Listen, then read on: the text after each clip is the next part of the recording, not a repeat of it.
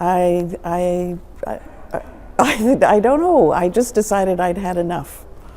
I started getting to the point where I was coming, if I was ever coming back to Guelph, I would get this sinking feeling when you turn off the highway and drive up the road to Guelph, and I'd think, oh. And I thought, okay, this is enough. I can't be here anymore. And I think Julian Alston, who I'd met at the very beginning of the time I was doing a PhD in Australia and sort of seen off and on over the years, was always connected with Melbourne. And I think he said, there's probably a job going at the University of Melbourne. So I didn't really know anything about Melbourne other than it seemed like an intimidatingly high university from somebody who was at La Trobe.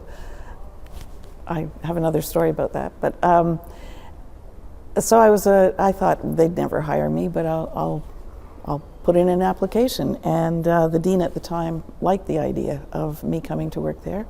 And I think they actually liked the idea that I knew something about Australia too. So there was a lot of hiring going on at the time. Not so much after I got here. It became managing a huge budget deficit issue, but so I came, and I'm super glad I came. I found out lots of things about academia in Australia I wouldn't have known otherwise. You're not aware of lots of things that go on. And of course, John Freebairn by that point was a professor in the economics department at Melbourne. So when I absolutely didn't understand what was going on, I could always go and ask. And who else was around at Melbourne in those days? Well, Bill Malcolm was on the faculty when Brian Davidson was hired, but the unit in the Faculty of Agriculture was very small, and we'd been sort of put in a department of food science at that point. Don McLaren had gone over to economics, but he had previously been in agriculture, so we worked off and on together. We co-supervised a PhD student, for example. And it was a completely different system. You had to figure out how to supervise students, how to apply for funds, all of that sort of stuff. And in those days, I really started working more closely with non-economists. So so I learned a lot from that period. And the dean stepped down as dean for a while after that, and the most marvelous man took over being acting dean for a while, his name was Professor Kwong Lee Dow, and he was from the Faculty of Education. And I just learned so much about how to manage people and how to manage difficult situations, because everything was difficult in that environment at that point. And it was like a master class in management. So all of those things were really super positive. And my son liked Australia and was doing well.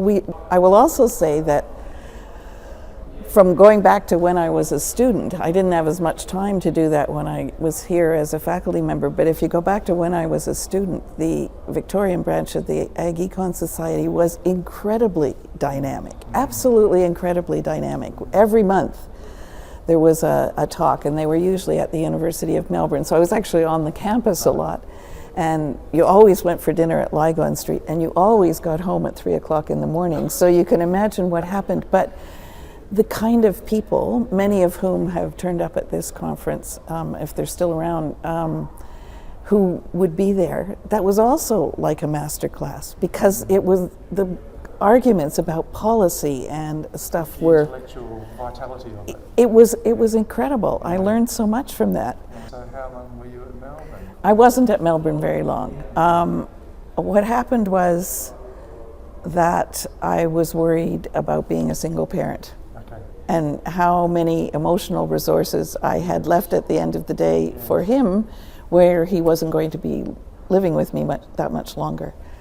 And my colleague at the University of Alberta, Michelle Veeman, was running the department in those days, and she was absolutely adamant that she wanted me for an industry-funded position.